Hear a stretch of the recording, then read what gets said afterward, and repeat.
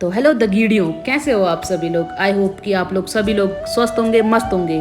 तो दोस्तों, ये हमारा है अमृतसर का टूर, जो कि हम गए थे देहरादून टू अमृतसर। वो हमने फर्स्ट एपिसोड में दिखाया कि हमारा सफ़र कैसा रहा देहरादून स्टेशन से और अमृतसर के रेलवे स्टेशन तक का। बहुत ही अच्छा सफ़र था।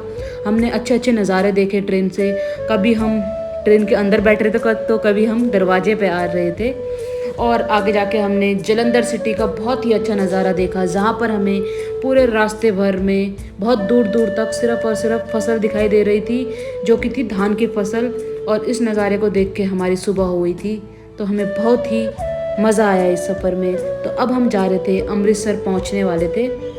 और अब ये मेरा सेकंड एपिसोड है जो आप देखोगे, अमृतसर गोल्डन टेम्पल, जिसे कहते हैं स्वर्ण मंदिर। तो अब हम आपको दिखाएंगे स्वर्ण मंदिर के नज़ारे। तो बने रहना हमारे ब्लॉग में। हम पहुंच चुके हैं गुरुद्वारे के अंदर और अभी हम चेंज वेंज करते हैं, नहाते धोते हैं, फिर करेंगे हम दर्शन। तो द वीडियो, अभी हम जा रहे हैं गोल्डन टेम्पल में दर्शन करने। और ये है लंगर चखने का स्थल, जहाँ पर लंगर किया जाता है।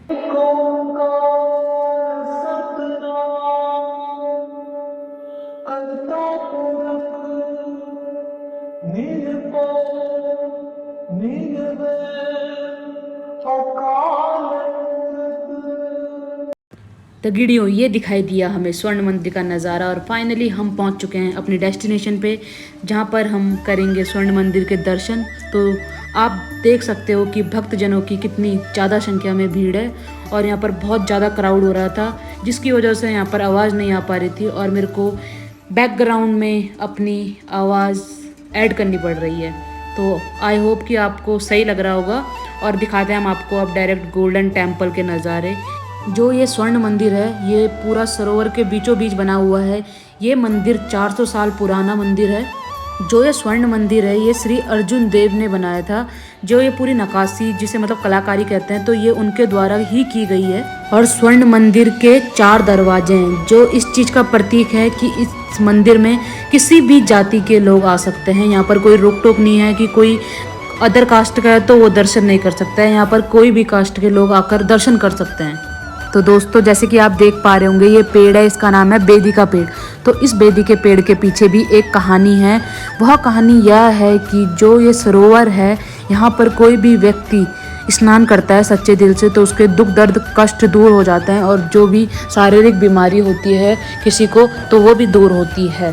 तो इसके पीछे एक कहानी यह है कि पहले एक राजा हुआ करता था, तो उसकी 6 बेटियां थी। तो वह राजा उन 6 बेटियों को बुलाकर पूछता है कि तुम्हारा पालन पोषण कौन करता है और तुमको सबसे प्यारा कौन है। तो उन 6 बेटियों में से 5 बेटियों का जवाब आता है कि पापा, आप ही हमारा पालन पोषण करते हो, सब कुछ आप ही हो, हम आपसे बहुत प्यार करते हैं। और छठी बेटी का जवाब आता है कि सब कुछ करने वाला ऊपर वाला है। तो पिता इस जवाब को सुनकर क्रोधित हो जाता है और अपनी 5 बेटियों की शादी बहुत अच्छे वर के साथ करवाता है। और जो अपनी छठी बेटी होती है, उसके लिए एक कोढ़ी इंसान को चुनता है और उसकी शादी उस कोढ़ी इंसान के साथ की जाती है। तो वह बेटी दुख तो नहीं करती है, पर उसके मन में शंका तो रहती है कि मेरा पति कोढ़ी है। तो क्या होता है, एक बार अपने पति को लेकर वो घूमती रहती है, इधर उधर भिक्षा मांगती रहती है। तो कोई बताता है कि यहाँ पर एक सरोवर है जिसका नाम अमृत सरोवर है। तो जब उन्हें पता लगता है, तो वह अपने पति को इस सरोवर के पास छोड़कर चली जाती है भिक्षा लेने के लिए। और वह कोढ़ी वहीं पर रहता है।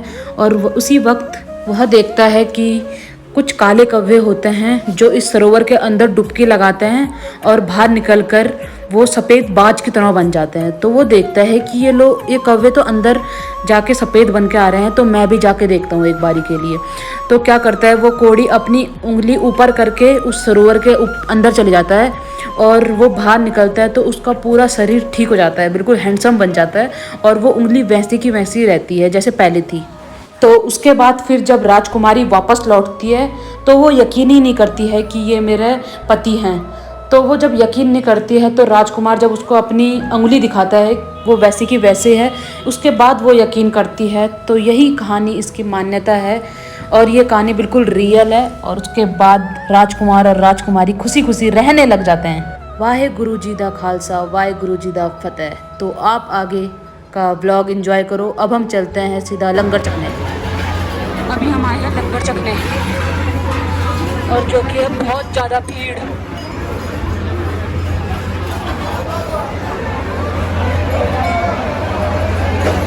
आ चुके हैं हम अभी अमृतसर के मार्केट में, जहाँ पर फेमस जूतियाँ ही जूतियाँ आपको देखने को मिल रही हैं सर। तो यहाँ पर आपको हर तरीके के सामान मिल जाएंगे। देखो सुंदर सुंदर कड़े,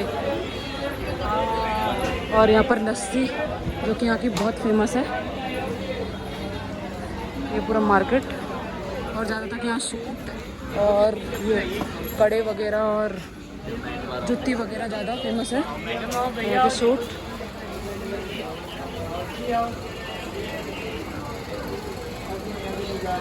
लस्सी वाले भैया। दोस्तों फाइनली अभी हम एंटर कर चुके हैं जलियांवाला बाग, और ये है जलियांवाला बाग पूरा दृश्य। जलियांवाला बाग जो कि ब्रिटिशर्स की क्रूरता का प्रतीक माना जाता है, और जनरल डायर जिसने 13 अप्रैल 1919 में यहाँ पर कुछ लोग जो कि घूमने आए थे और कुछ लोग जो कि रोलेक्ट एक्ट के विरोध में थे, उन लोगों पर गोलियां चला दी गई थी। तो जो ये आप स्मारक देख रहे होंगे, ये है शहीदों की याद में ये स्मारक बनाया गया है।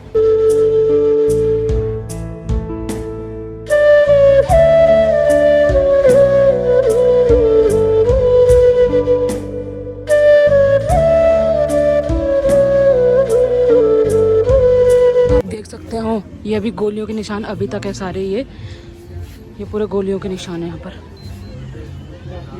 और जो ये आप कुआं देख रहे हो, तो इस कुएं में भी कहीं से ज़्यादा सोल्जर्स आके कूद गए थे, क्योंकि उन्हें कहीं भागने का मौका नहीं मिला और जो भी रास्ता था वो ब्लॉक कर दिया गया था, और सारे सोल्जर यहीं आके कूद गए थे। तो यहाँ पर है 28 निशान जो कि बुलेट्स के द्वारा ले गई थी, और इस दीवार का भी अपना एक महत्व है। यहाँ पर जनरल डायर के कोई भी आदेश न देने के बाद यहाँ पर गोलियाँ चलाई गई थी। ये पूरे 28 बुलेट्स के निशान है। तो ये है लस्सी यहाँ पर अमृतसर की, जो कि हम ट्राई करने वाले हैं।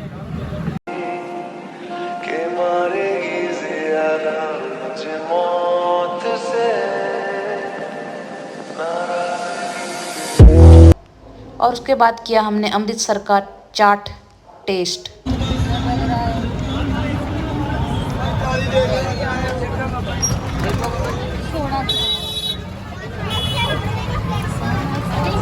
तो the video finally we came at our railway station of Dehradun. तो हम वापस आ चुके हैं अमृतसर से घूम फिर के, और निकल रहे हैं घर की ओर, और करते हैं अपना व्लॉग यहीं पर एंड, क्योंकि बहुत हल्ला हो रहा है।